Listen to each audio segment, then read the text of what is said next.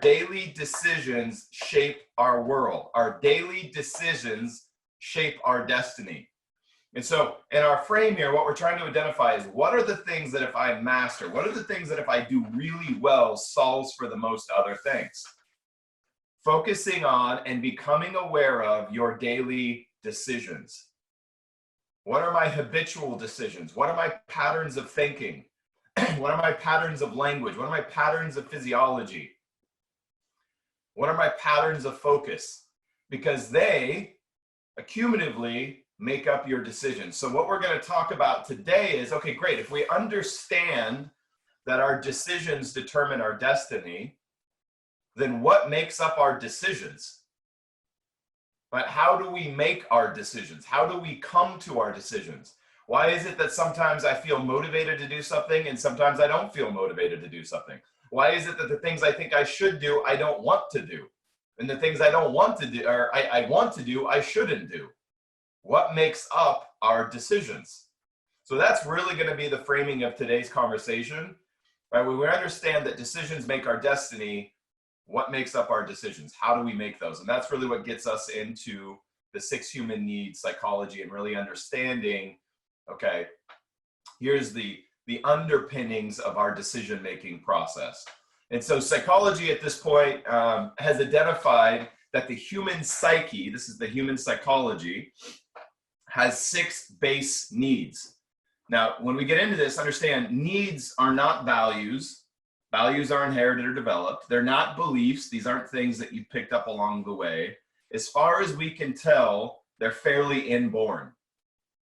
They're part of the base, as I was talking about yesterday. We have a base operating system that we come into the world with. They seem to be tied to our base operating system. So we're going to unpack each one of those, what it means, what are the implications of these, and then how do we use them? Okay, so 6 human needs, 6 core psychological needs that drive behavior and drive our decisions. And we see this outlined, I think the first person to really begin to identify this was Abraham Maslow. If anybody has studied Maslow, he's an existential psychologist, famous for the hierarchy of self-actualization or the pyramid of success and self-actualization. And he kind of outlines these needs in a stacked form that is useful. It has since been refined, but he's, I think, really gets credit for identifying this for the path of self-actualization. Okay, so here we go. We're going to dive into it. So human need number one is the need for certainty. The need for certainty. The need that to think that you are in control. So yesterday I was talking about surrendering the illusion of control. Well, there's a deep psychological need to feel in control. No better time to observe that than what's going on around the world right now. There's so much fear and so much panic. People are doing lots of wild things, especially in different parts of the world, but even here, like hoarding fucking TP. Why? Because one of the base needs for humans is the need for certainty. And we have a virus going around called COVID-19 that is wreaking havoc on someone's need for certainty. Right? It is fucking with that need because there is a shit ton of uncertainty around it. Right? We don't know its full capacity. We don't really understand. We don't have a vaccine for it. We don't have a quote unquote cure for it. And so more than its actual result, right? And this is very interesting to me. More people so far in this flu season, and this may change, by the way, over time, we may see this number change, but more people in this flu season, and I'm not comparing the flu to COVID, I just want to understand a point here, have died from the flu than have died from COVID in the entire world. Okay? So I'll say that one more time. More people in the United States, the great United States, have died from the flu this season by like a multiple of 40 last I checked. Okay? So 40 times more, 30 times more people have died from the flu so far this year than the entire world have died of COVID. So the questions are, well, is the cure more painful and more destructive than the disease because of the action we're taking? Well, why are we taking this really pronounced action. It's because of the uncertainty of what this is bringing. It's because of the unknown. And this is deeply seated in human psychology. We want certainty. We desperately want certainty. And so some people, and this manifests as we unpack all six, it'll become clear how they work in tandem, but some people want certainty in some parts of their life. Okay, so somebody who's very OCD in their home life, for example. A lot of entrepreneurs are this way. There's a lot of uncertainty in their business. There's a lot of uncertainty in the world. And so they want certainty at home. They want to know that there is meals prepared for them, that they don't have to think about that. They want to know that, you know, and I've heard some weird ones. People they want the temperature exactly right in their home when they get there. They put their shoes by the same place by the door every single night. And if that isn't right, it's like something's fucked up, right? They fold their underwear a perfect way. They get really weird around certain things because they want certainty there. It's where that need is being met. Okay, if we understand that, we can figure out how to use it, we can figure out how to leverage it, and we can figure out when it's not necessary. But we got to understand that it's a psychological need. It's a very normal human psychological need for certainty. And it's one that we have to work with on our pathway to self-actualization. So just acknowledging that, okay, I have a need for certainty in this area. By the way, it doesn't make it right, it doesn't make it wrong. It's just a psychological driver, right? And if you're taking notes, you can frame this under 6 human needs is the driving force of destiny. So we're going to talk about three forces of destiny. We're going to talk about driving force, guiding force, fuel of choice. As we get into 6 human needs psychology, what we're really talking about is the driving force of destiny. So the driving force number 1 is certainty. And as I'm going through these, there's some that are going to stand out more than others. And typically we have a primary and a secondary here. All 6 we play in, but typically different seasons in our life, there are ones that we're leaning into more than others. And so for some of you, right away, certainty. Now, if your need for certainty in your finances is huge, is entrepreneurship going to be easier or harder? Go ahead and just put it in the chat there. Active.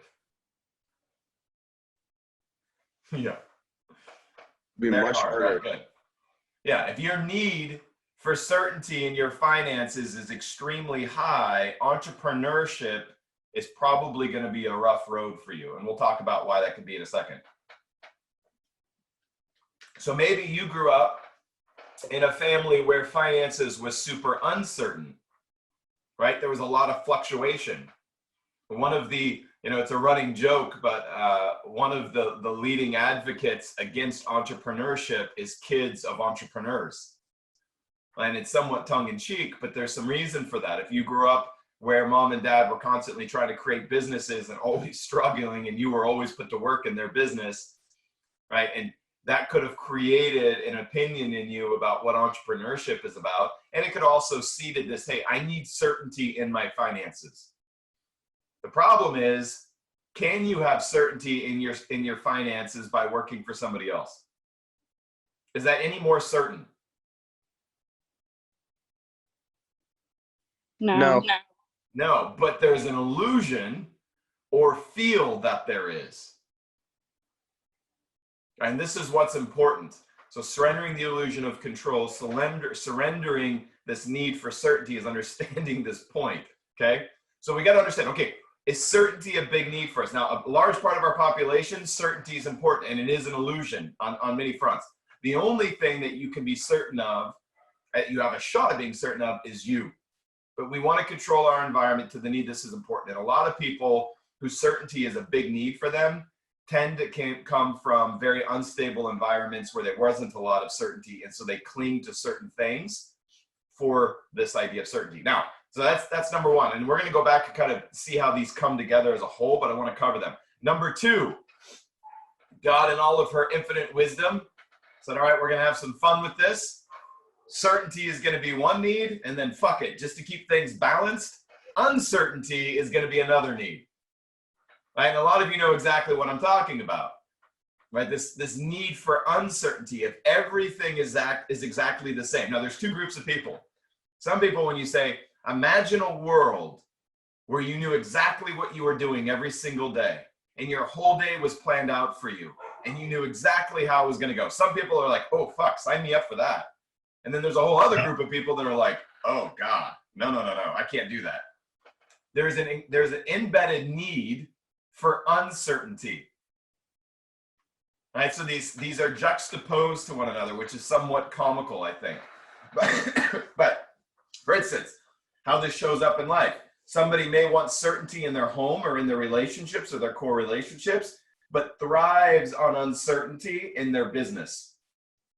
Right? They like the challenge of the uncertainty in their business. And so we'll find ways to provoke or create uncertainty. I've got reps in my office that love to do this shit. My high eyes, I'm talking to you. Things get too certain, right? And we'll start creating uncertainty in order to fulfill this need. And we do things and behave in ways that may even seem counter to what we consciously say we want because of our need for certainty. And again, we're going to layer these in, and then we're going to talk about their implications, but I want to frame it first. Nick Johnson. Go ahead. No, I was just saying Nick Johnson. Nick Johnson. Yeah. Yeah. Oh, yeah. Hi. There you go. Yeah. So you just live for this shit, right? I want uncertainty in my life. Okay, well, then if you don't understand that this is a need, you won't understand how you are shaping your decisions subconsciously towards this, even if that is counter to your goals and what you say consciously you want. So we got to understand the implications of our needs and how they shape our decisions, because our decisions shape our destiny. Okay, so need number 2, uncertainty. Right, we'll flip-flop that. And then there's other people, accountants. I've met some very freaky accountants. Everything in their professional life, very certain. Right? They love that shit. They love numbers. There's a certainty to it. But in their home life or in their personal life, they thrive on uncertainty. Right? They do some other, you're like, you're an accountant? How does that even make sense? Right? So there's this need for both. So you're saying that we need uncertainty to be able to keep yourself with a chip on your shoulder. Maybe we use needs in lots of different ways, and potentially, you know, it's a fuel or a driver for you and keeping a chip on your shoulder. There's lots of ways to get that done though. Okay, so need number 2, uncertainty. Need number 3, again, these are base human needs. As far as we can tell, they're inborn. We don't learn them. They're built into our base operating system and into our psychology. So they're very innate to who we are. And as I go through these, some of these are going to resonate with you more than others. Need number 3 is significance. Significance, the need to feel significant, the need to feel important, the need to feel like we matter. Okay, this is an important one. By the way, as we go through these needs, how we get these needs met are determined by our values, our belief systems, and our worldviews, which is our guiding force, and we'll get into that next. But you can have 2 different people who both have a deep need for significance manifest in completely different ways. Your values and your beliefs determine how you get that need met. I'll give you just a quick example so you can get a frame of what I'm saying. You could solve world hunger. Right? Like, what is your drive? Why are you working so hard? I want to solve world hunger. What is the need? A need for significance, perhaps. Okay. So I have this deep-seated need for significance. So I go out to solve world hunger. Well, that's pretty fucking amazing. I think a lot of people will look at you and go, well done. Well played, sir. Got your need met and you solved a big problem in the world. Okay, great. That was based on your values, your belief system, your global belief systems, your personal identity. The opposite is also true. You could find significance by putting a gun to somebody's head and telling them what to do. Right? Okay, well, fuck. That's meeting a significance need, but it has a completely different outcome in the world.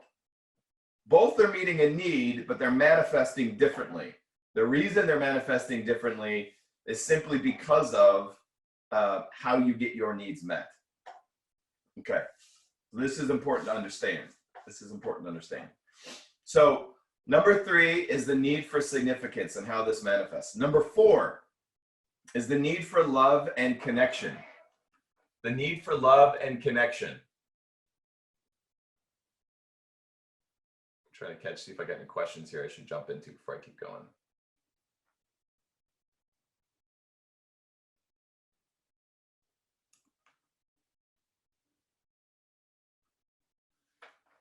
Garfield, when we do bells in our business, Hey, number 3.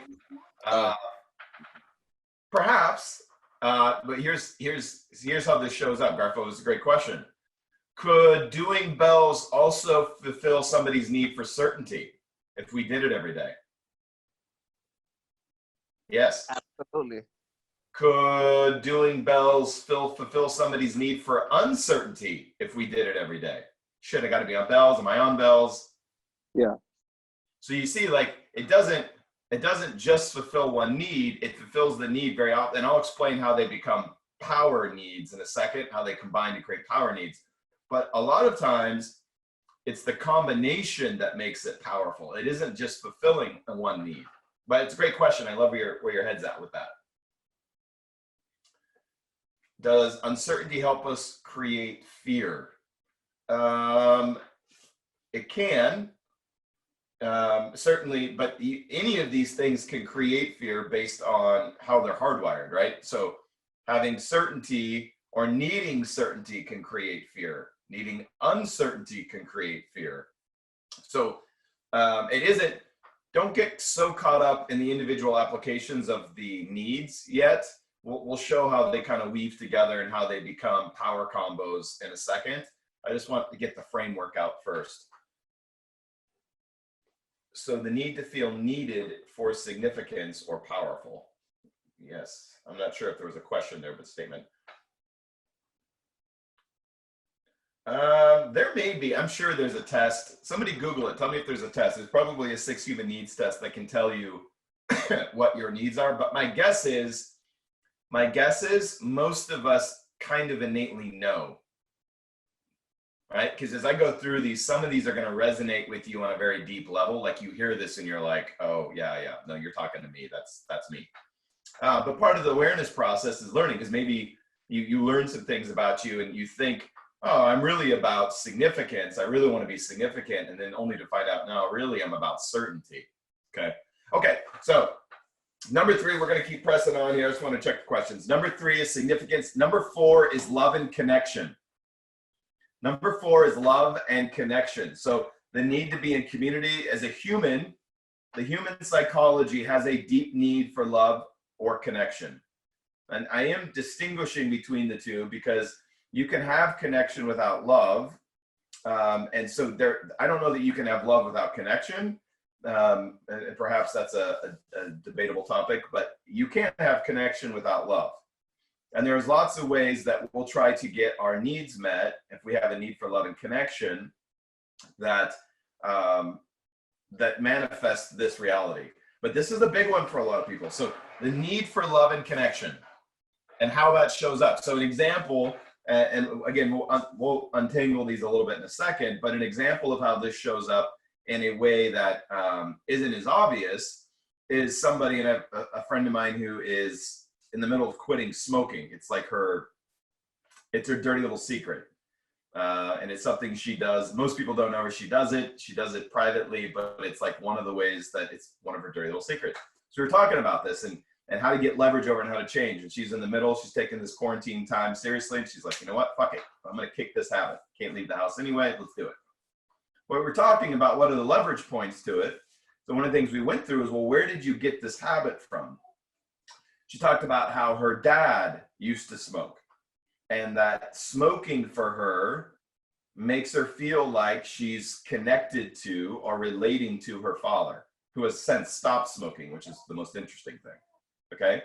But this need to feel love or connection created a behavior, and we'll see, I'll show you how these become superpower needs in a second.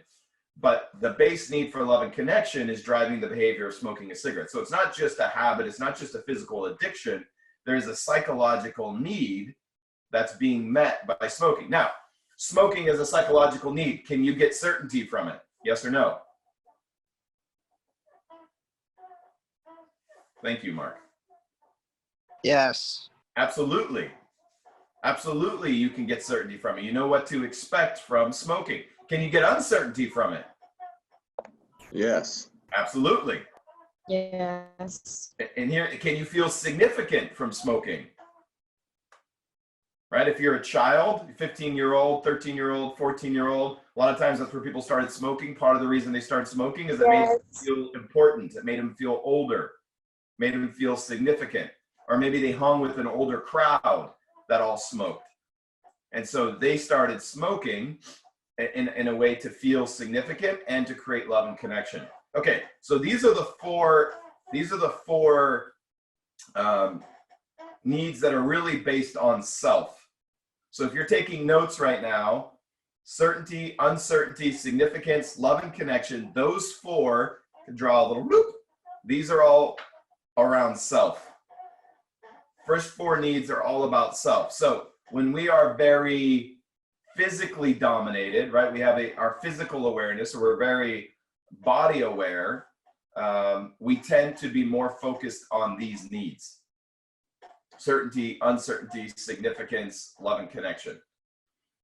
And a lot of people will live many lifetimes just processing through these first four needs. And we'll get to the final two in a second, but I want to explain to you how these become really superpowers. It's when you're able to combine multiple needs in one activity. Strong habits that are very hard to break, even when it's things that we know we shouldn't do, typically have two or three of these needs combined together, and they become a super need. And this is where, again, decisions create our destiny. What creates our decisions? These needs, when paired in tandem, can drive powerful behavior. And then very often we're talking about our base operating system and our habits, right? If we do things that we know we shouldn't do, and we're like, why the fuck do I keep doing this? What we may want to do is take a step back and go, well, what needs are being met by this behavior? What am I getting from this behavior that is so important psychologically to me? And this is super, super important to understand. And again, you're in your early 20s, mid 20s, and you're learning this, you're going to be a Jedi master. Like, if you really can begin to commit yourself to this work, you will become a Jedi master in awareness. Just understanding, well, what needs are at work here? So let's think about negative habits, things that we do. We're going to get there. Who's asked that? Samantha. Yes, we're going to get there in a second. Think about habits you have in your life for a second. We'll give everybody a few seconds to think about this, that are either positive or negative, and identify what needs are being met by this. And so I'll give you an example. Somebody's in a tough spot emotionally. And this was me when my mom passed away. I can think about this. When my mom passed away, for the 6 months after she died, I played video games. I went to work for 8-10 hours a day, and I buried myself in work. And then I would come home, right, much to the chagrin of everyone else in my life, and I would totally isolate myself, and I would play video games until I was too tired to do anything else. And so I can look back at that. Well, that was a psychological coping mechanism. Now, there's healthier ones than that. There's also ones that could have been way less healthy, right? There's other ways I could have expressed myself and my pain and frustration that would have been far more destructive. But how did that show up? Well, video games, I was months and months of playing Halo. For context, Halo 2 was my game of choice during that time. A lot of multiplayer. Got a lot of rage out on 13-year-old kids online. Anyway, so what did I get from that? What were the needs that were being met? Well, there was a need for certainty, right? My environment's getting turned upside down. My mom has died. I'm having to rehardwire my brain. Super need for certainty. Can I find that in a video game? Hell yes, I can. I know the rules. I understand the structure. I find certainty. Is uncertainty there? Oh, hell yeah, there is, because you never know who you're playing against. You start playing against people who are way better than you, start kicking your ass. You don't always know what the outcome is, especially when you're playing multiplayer, which makes it great. Can you feel significance? Absolutely, right? When you rain down fire, go 25-0, and your KD is, epic. I feel significant. My rank is superior to yours. Can you feel love and connection?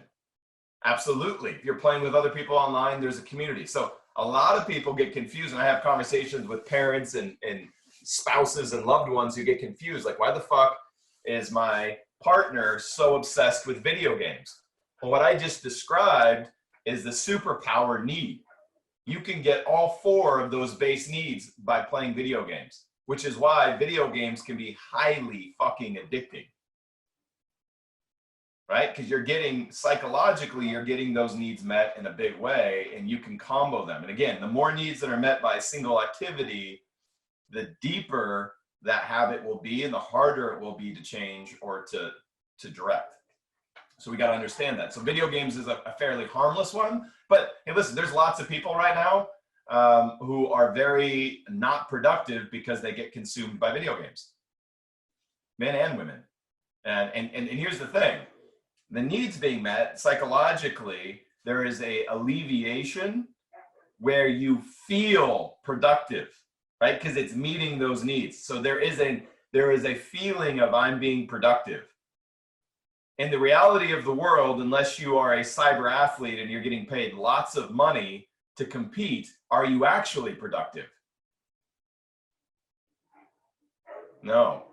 This is why this is important to understand. You can get your psychological needs met and actually feel productive and not actually be productive. So I'm a big, obviously I love video games. I'm not picking on gamers. I played last night. I played Witcher for an hour last night as a way to just debrief and loved it. But understanding our goal here is, why do I do the things I do? Why am I driven to the things I'm driven by? What is my attraction to certain things? The self-awareness of understanding these first 4 needs and how they work in tandem, and the power that they have in your life to drive behaviors that maybe are unclear. So as practical application, tactically, think about areas of your life. And let's start with negative ones. We'll end with positive ones. And I want you guys to write this down. You don't have to share it with anybody, but I want you to write down 1 or 2 behaviors or habits that you want to break. And this is powerful. Being able to write it out and see it, right? Just being able to shed light on it is an incredibly powerful, illumination is an incredibly powerful tool to breaking up the power in it. Just being able to recognize it. So write down 1 or 2 things right now, habits that you have that in a very strong way meet at least 2 to 3 needs. I'll give you 30, 45 seconds, write it down, take notes on this. This is powerful because we're going to come back to it. So take just a couple of seconds here, write down 1 or 2 needs, or minimum of 2 needs, and potentially 3, a habit that you're trying to break or you wish you didn't do. Figure out what those needs are that are being met by it.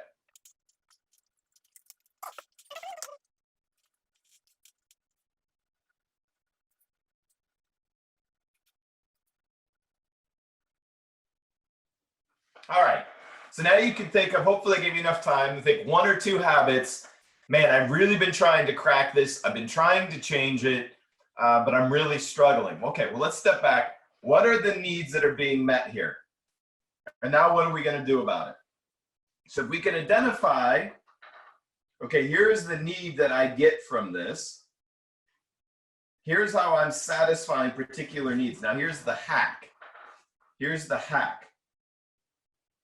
How do I, and by the way, how we classically fuck this up, by the way, is when we're meeting our needs with short-term solutions that have long-term implications, right? This is how we fuck this up. We're meeting our needs with short-term solutions that have long-term negative consequences.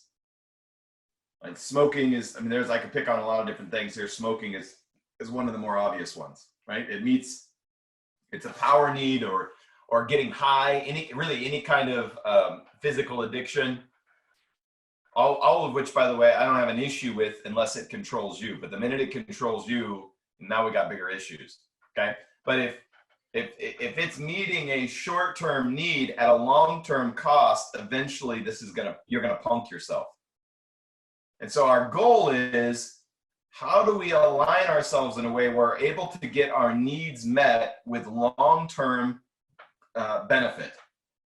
And this is where success, just the success mindset comes into play, where we can take all of that drive and all of the fruit of that and turn it into things that actually manifest powerful and good things in the world. But it's aligning our needs. So we can identify what are our needs, what is the primary and secondary need in these first four that's driving my behavior, which ones show up. And if you wrote down 2 or 3 different habits, if you were able to get to that and you notice, oh, here's a theme. I notice I get certainty from all of these things, or, oh, I get uncertainty from all of these things, or, oh, I feel significant as a result of these things. Well, the hack here is then, how do we find activity? How do we find behavior that both fulfills this need, but also is long-term sustainable? And we're going to get into that, not now. That'll probably be early next week. We'll talk about creating lasting change and shifting these behaviors. Right now, all I want us to do is really begin to meditate on this and begin to understand why we do the things we do. The most powerful question you can ask yourself is why? Why do I do the things I do? Why do I make decisions that are counter to what I say I want? And behind every one of those decisions is a need that's being met. And you will default to meeting that psychological need without even realizing it. Now, this is important to understand, and this is human psychology. So brilliant leaders and people who are power hungry, right, and they're not necessarily one and the same, can understand human psychology and 6 human needs psychology and learn how to manipulate and drive behavior based on that. So we live in a perfect example of this, okay? So we have, as I started off by saying, we have a pandemic that is creating a lot of uncertainty. Well, it turns out most human beings, like 66% of them, their primary need, psychological need, is for certainty. Now, if you're in sales, this is also useful to understand. But if you're in any kind of leadership, influence role, position of power, you're trying to drive human behavior, understanding this is important. So if an event creates enough uncertainty, enough fear, it'll be very easy to drive behavior in others and get them to do what you want them to do if they believe that it will bring back their sense of certainty. It'll bring back their sense of certainty. And so we're seeing this right now. And I'm not in any way saying it's right or wrong. It's a great case study on how to drive behavior. Can you say that again? Which part? The last sentence. I don't know. What did I say? If you can create enough uncertainty, and you have a society who has a deep need for certainty, you can get them to do whatever you want them to do if they believe that your solution will bring back their certainty. But this is really fucking important to understand. When you start to really get this, you become like Neo in the Matrix. You see past you see the program, right? You don't see the reality that the Matrix wants you to see. You see the Matrix. You see the program behind it. Oh, fuck, here's what's really going on. But these principles work. I mean, this worked with coaching others. It works with teaching your children, other people's children. Understand what their human needs are, figure out how to gain leverage over those, and drive behavior. Likes are preferences. Needs are subconscious. Somebody asked, what's the difference between human likes and needs? Likes are preferences. Lots of times we say we may like something a certain way, and we're going to get to the identity gap today as well before we transition to guiding force, as we get into that. But a lot of it is, and the self-awareness piece here is, likes or preferences, things we'd like to have a certain way. Your needs, you really don't have, most people don't have any awareness of. They're embedded in your psychology in such a way that you default to this without even realizing it. And we all do this. And part of our work is realizing, what are my default needs? Okay, so here's a Here's an interesting one. When you're depressed, okay, or you're sad, or you're angry, right? You're experiencing a heavy emotion. What is your typical coping strategy for dealing with that? That'll likely give you an indication of what your primary needs are, because your default mechanism, what you go back to, right, will tell you what one of your primary needs are. Okay, so you're angry or depressed, and you default to wanting to be in community more. You want more love and connection. Well, there's a good chance one of your primary needs is love and connection. I'm depressed. I'm going to go do something that makes me feel significant or important. And that might even manifest as anger, where you fight other people, right? Or you get more aggressive with others because you want people to feel scared because it makes you feel more significant. Or you bite back, or you get angry and choppy or chippy with people more. Why? Well, because it's fulfilling a need for feeling significant. So when we become emotionally compromised, we usually default back to whatever our base needs are, whatever our base psychological needs are. So that's an easy way, an easy tip to help you get to, like, well, what are my needs? Well, what do you go back to? So, or if you find comfort in food, right? You get depressed, you eat. Well, what is it that you get from that? Probably a combination of certainty and uncertainty, depending on what and how you're eating it. Does this make sense to everyone? You sitting with me? We're getting into some pretty deep shit, but I want you to understand this because the implications of it are powerful.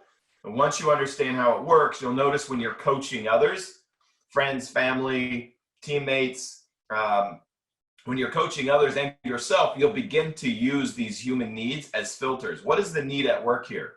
And it will help you become more understanding and empathetic of others. Instead of judging them, you're more likely to slow down and go, okay, I get it. There's a need that's being met here, a deep psychological need that's being met by this behavior. How do I help this person? You'll empathize instead of judge. Remember, I was talking about the other day, it is very hard to influence that which we are judging, because as soon as we judge, we're creating separation between that which we are judging and ourselves. Separation makes it very hard to create influence. And sadly, this is a gut human trigger, right? When we're unhappy with somebody, we tend to remove connection and we judge them. So learning to understand their behavior, well, what is the need that's being met here? What are they trying to accomplish? Can help keep connection, which is powerful in being able to influence, and then empathize. Oh, I get it. There's a need at play here. So what we can do is figure out, well, how do we change these? How do we get these needs met in different ways? How can we change the way we get these needs met to something that's maybe more sustainable, has more long-term benefit? And there are lots of amazing ways to do this. How many people have heard me say that I look at life like it's a game, or that business is a game, right? And I don't mean that trivially. That's how I look at it, okay? Well, that's because I'm a gamer, right? And I went through those needs that are being met. When I can shift my focus to long-term benefit and see life like a game, I can meet those same needs I use in video games in life. So I've learned how to hack my own belief systems and preferences in ways that I'm able to drive those needs and find the unending motivation that I typically need to keep going. I got asked the other day, like, how do you stay motivated? How do you stay disciplined? Well, a lot of it, that's why I was saying we get into this today, a lot of it is tying your behavior to your deepest needs. Tying your behavior. So in the business, how do you tie your behaviors to your deepest needs? Okay, so those are the first four. I'm going to pause there. I think we had some questions. How are you able to assess the need that is being portrayed by the behavior? In yourself and others, I mean, part of it, if you're, I'm going to assume that you, without the context here, let's say you're trying to understand yourself. So I would ask myself, what need, now that I can put language or words to these human needs, we're going to go into the last two in a second, but now that I can put words to these needs, okay, which one of these, what am I meeting with this need? How do I feel? Okay, so Maybe I have an addiction, right? I have a particular drug addiction or just an addiction to substance, right? This is very common. Well, what needs are being met by that? What do I need? And when do I do it? All right, I tend to notice that I use substances when I'm stressed out, okay? So that's my trigger. And this will be more important later on. We're going to identify what our triggers are. How do we gain leverage over our triggers? And then how do we interrupt the pattern? Okay, so what is my trigger that creates this behavior? And then what are the needs that are being met? Because if we can understand the trigger and then what the needs are being met, we can work backwards and figure out how to subdue, trick, or defeat the trigger, right? Mitigate the trigger while we replace the behavior with other behaviors that meet the same needs. Hopefully that wasn't too wordy and you guys get what I'm saying, but I want you to, this really starts with learning how to hack yourself, but make no mistake, once you learn this, it'll increase your ability to coach other people tenfold. Because the name of the game we're in right now, the name of the game we're in the world, we are in an attention economy, and the game is teaching people how to think. The biggest need the world needs right now, and I travel quite a bit, and I'm reinforced every time I see this as I go around the world. The biggest need in the world right now is to teach people how to think. Without awareness, they behave like animals. And I don't mean wild, I mean, although that's part of it too, what I mean is their behavior is instinctual. They're not thinking. So if we could teach people how to think by creating awareness and helping them understand through self-discovery what their human needs are, then we can help change behavior and create lasting change. And the world needs that more than anything else. We got to get out of the idea of thinking everyone else needs to change. Like the old saying, everybody wants change, nobody wants to change. Well, understanding these things help us gain leverage so that we can begin to change, be the change, and then help other people do the same thing. This is the work. Okay. How do we create better habits for these needs to stop us from doing negative habits? So we're going to replace, we're going to get into this as a later date when we start getting into lasting change. But the basic framework of this is we want to ask ourselves, what are behaviors that I can get into, and I'll give you a real world example, that meet the same needs, but are far healthier or far more sustainable, okay? So a classic example of this, and I use it a lot, so it's familiar for some of you. Okay, you don't normally work out, or you haven't worked out for a while, okay? And you decide to go back to the gym. This is also a lesson in why you need to follow your effort, not your fucking passion, right? We live in a world right now where we want to lead everybody by their feelings, and that makes sense because it's much easier to manipulate people if they're led by their feelings.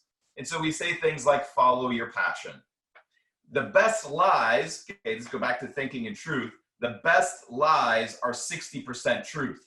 The reason that feels good and is very believable is there is an element of truth to that statement that resonates. It's also lazy thinking though, right? Following your passion. And I'm going to frame this back with the human needs psychology, so stay with me.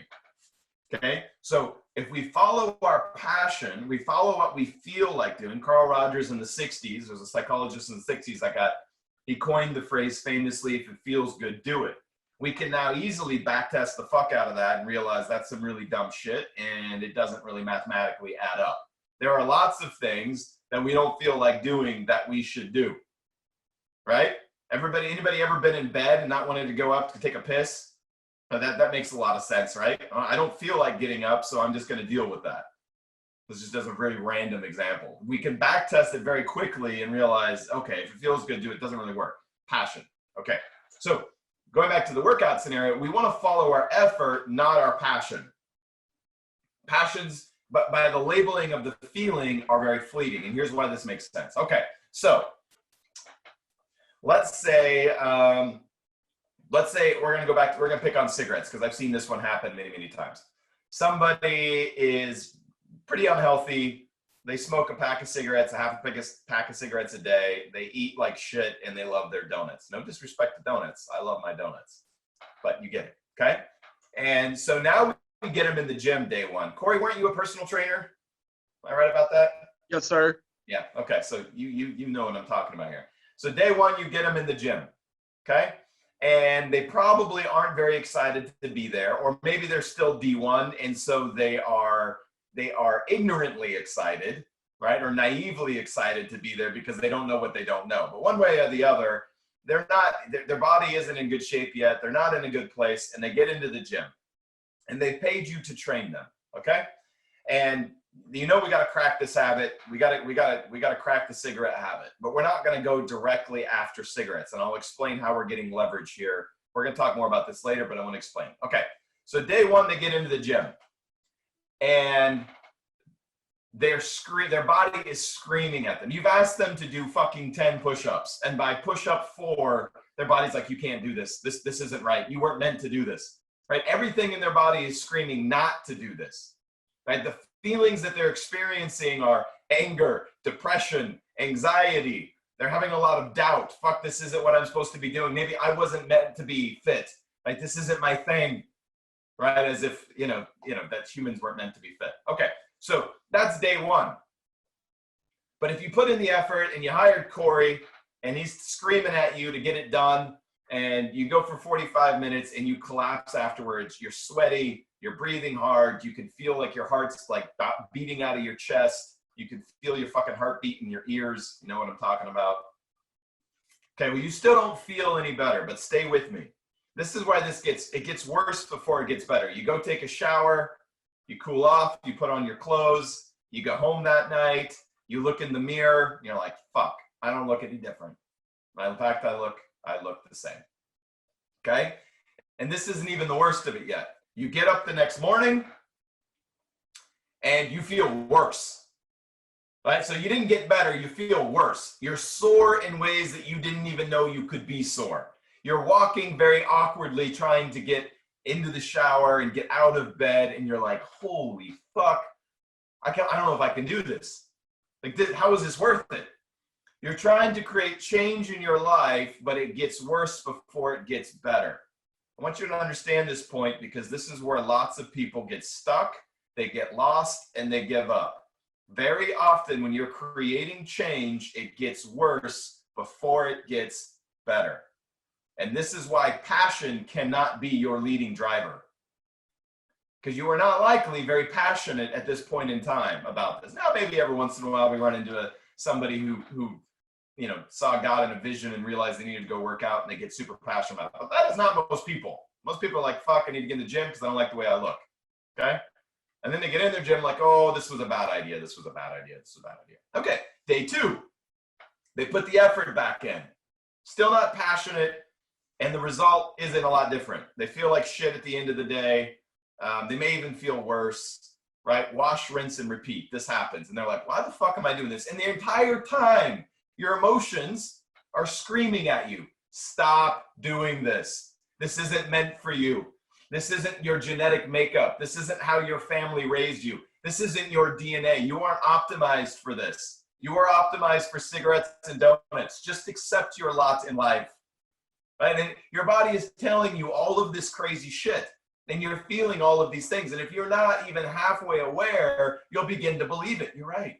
Maybe I am meant for cigarettes and donuts. That is my lot in life. You're right. Maybe genetically, I'm just not optimized for this. I wasn't born that way. Or I was born on the wrong continent or from the wrong family. That's not what we do. I'm not a runner. Die of cigarettes. Right? Okay. And it's because your body is experiencing pain in various forms, and it can be very misleading. Okay, I think you all know where I'm going with this. A few weeks in, you might begin to feel better, right? No promises here, but a few weeks in, you may begin to pick up a little momentum. 30 days in of committing to this diet and exercise, you walk by the mirror and you notice you have a line where there used to be no line. And you're like, fuck yeah, what the hell? Right? And in a moment, it shifts. Something that you hated, you now begin to look forward to and get excited about. And what happens in this moment? And it's usually 30 days in. It could be sooner. 30 days is a magic number. 21 to 45 days is the common number that we expect for working out and different habits. But what happens is now passion shows up because you're starting to see a result. Now, instead of only being able to do 10 push-ups, you can do 20 push-ups. Yeah, instead of only being able to run flat out for 60 seconds to 10 miles an hour, you can do it for 2 minutes. You start to incrementally notice result change. Well, where am I getting with this? What will happen very often is you begin to build this habit and you begin to get results. You'll begin to notice that there are needs that are being met by this new habit and these new results. And we can get leverage here. And this is what I mean. It is not uncommon for somebody who starts getting a result working out to suddenly take something like donuts, which they craved, and suddenly have a distaste for, or just like they start eating better, and at first it sucks, and then somewhere in that process they look at food they used to eat and they go, fuck, I can't believe I used to eat that. Why?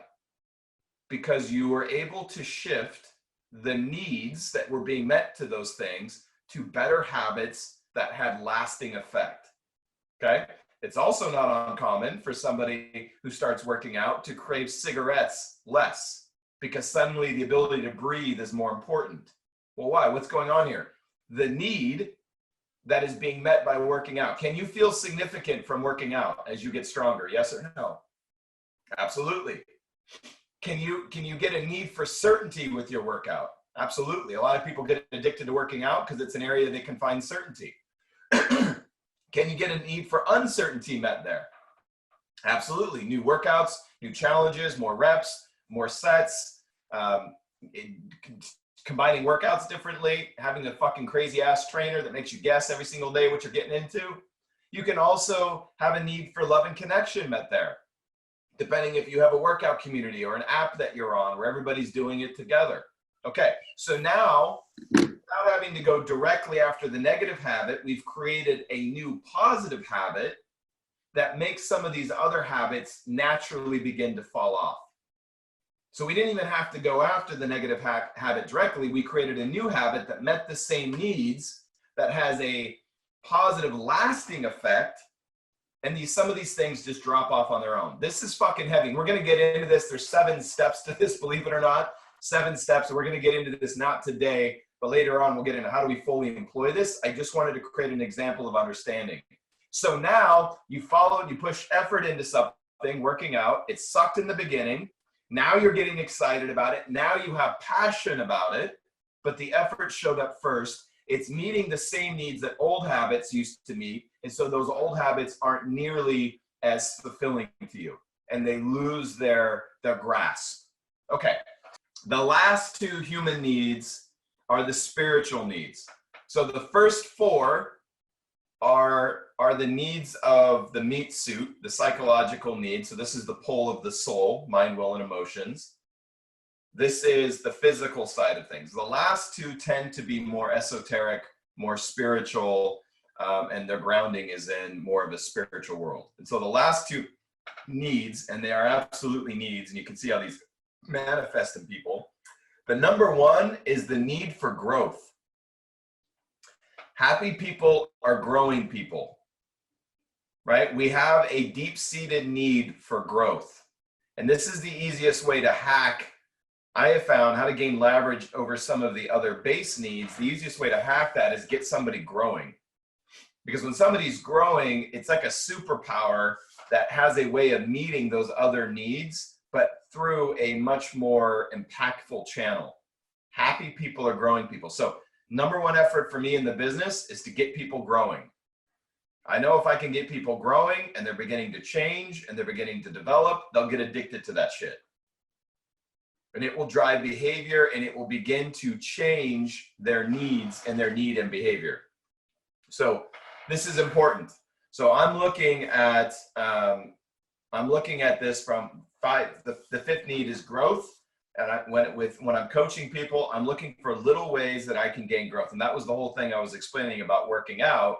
That's how I'm gaining leverage, is I'm putting them in a situation where they're growing. And if you're doing this right, you pick small things first, right? So that you don't overwhelm them and think that, fuck, I can never do this. So as a good coach, whether it's working out or a good sales coach or a good business coach, the way you want to do this is create little things, little habits, little things that they can do to begin to build their confidence and get baby wins and see that they're growing. But the biggest compliment to me, the thing that gets me excited the most is when I have people come to me, and I get this a lot now, thankfully at this point in my life, and they go, dude, my parents can't believe how much I changed. I go hang out with my old friends and they're like, dude, you talk different. You think different. You're sharing different things. Or like, my family doesn't believe how hard I'm working or how disciplined I am or how much my life is changing. To me, those are the most rewarding messages to hear. And to me, that's what this is all about. It's learning how to create lasting change through shifting the psychological need to the upper end of this, which number one is growth. Happy people are growing people. And to me, this is the growth is the ticket to unlocking the human spirit, becoming more self-aware, and driving lasting change in this realm. So if you hang out with me at all, you'll notice I'm very geared towards growth. I like challenging. I like debating. I like questioning shit. If you don't like that, you don't like that energy, you probably will not like being around me for any length of time. That isn't something that, if you don't like being challenged or just don't really enjoy those kinds of conversations, I'm not a fun guy to go around.